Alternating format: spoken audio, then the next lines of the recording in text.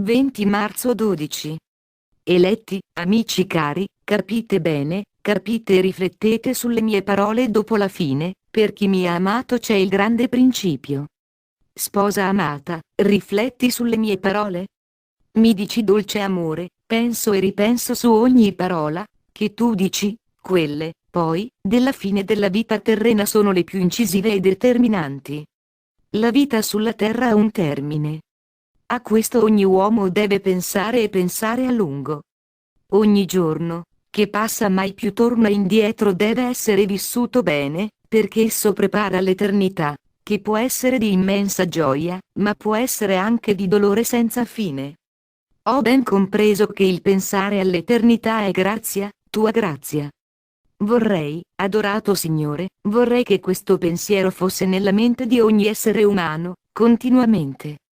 Non è così, la gran parte degli uomini vive come se mai dovesse lasciare la terra, non dà importanza al tempo, che passa rapido e più non torna, non pensa all'eternità per prepararsi, ma vive spensierata. Tu, adorato Signore, vedi l'insipienza umana, tu vedi ogni cosa e richiami l'uomo, lo inviti a riflettere ed a prepararsi, giorno dopo giorno, all'eternità con te. Sposa amata, nessun uomo conosce quando finirà la sua vita.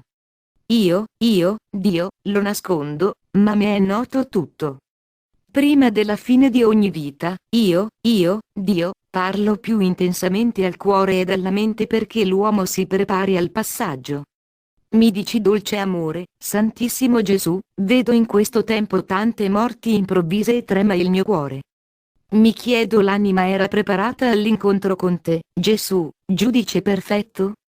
Sposa amata, piccola mia, pensa alle mie parole, posso venire, improvvisamente, come il ladrone la notte. Ognuno deve essere sempre pronto, deve capire che la sua vita può anche spegnersi improvvisamente. Sappi che sempre parlo al cuore, più intensamente, quando si appressa il momento, che io, Dio, soltanto conosco. Se il cuore è in ascolto capisce e si prepara, ma se è distratto, tutto cambia. La preghiera ardente mette sempre in contatto con me l'anima. Ogni uomo, che si immerge nella preghiera entra in contatto con me, Dio, che voglio parlare al suo cuore e preparare la sua anima all'incontro. Mi dici dolce amore, Santissimo Dio, vedo che ogni uomo ha grande timore della morte, che apre le porte alla nuova, vera vita. Spesso mi chiedo perché questo avvenga anche a coloro che sulla terra soffrono molto. Capisco che sempre è conseguenza del peccato d'origine. Bene hai compreso, piccola mia, ogni uomo dovrebbe essere felice al pensiero del trapasso, quando la sua anima si incontra con me, Dio, ma così non è, la morte è la conseguenza del peccato e il timore di essa ne è l'altra conseguenza. Mi dici dolce amore, prepara ogni uomo al grande passaggio. Con la grazia immettilo nel tunnel della grande felicità. Sposa amata, dipende dall'uomo essere felice con me o infelice senza di me, è una sua scelta. Ma io, Dio, lo metto sempre in condizione di essere felice con me, non voglio la morte del peccatore, ma che si salvi e viva felice con me. Mi dici adorato, in questo grande tempo di nebbia fitta fa splendere la più fulgida luce per le anime. Tutte la vedano e si salvino. Sposa amata, alza lo sguardo e vedi la presenza di mia madre. Ella è la stella, splendente, che annuncia una nuova era, è la fulgida luce, che prepara il mondo alla mia venuta. Sii nella gioia, piccola mia, perché tutti coloro che mi amano sono già entrati nella nuova luce e vedranno l'alba del nuovo giorno con me. Ti amo. Vi amo. Gesù. La mamma parla agli eletti.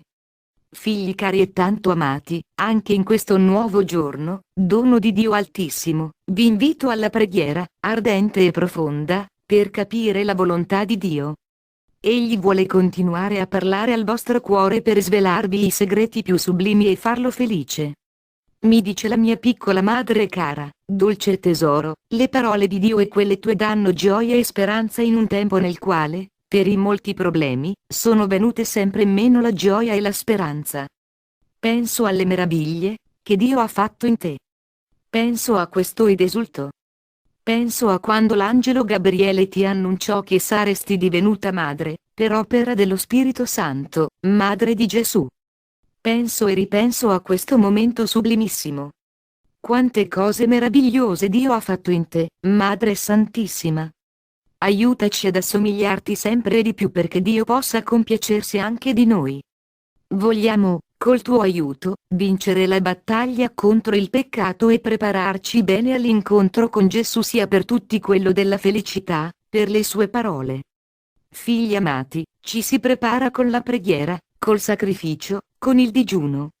Pregate sempre, piccoli miei. Il vostro cuore sia sempre in ardente preghiera. Fate dei sacrifici spontanei ed offriteli a Gesù. Digiunate con gioia, al pensiero di essere graditi a Lui. Fate questo e vedrete quali meraviglie compirà Dio per voi. Vi sono vicina e vi aiuto. Insieme, uniamo i cuori per l'adorazione a Gesù. Vi amo tutti. Ti amo, angelo mio. Maria Santissima.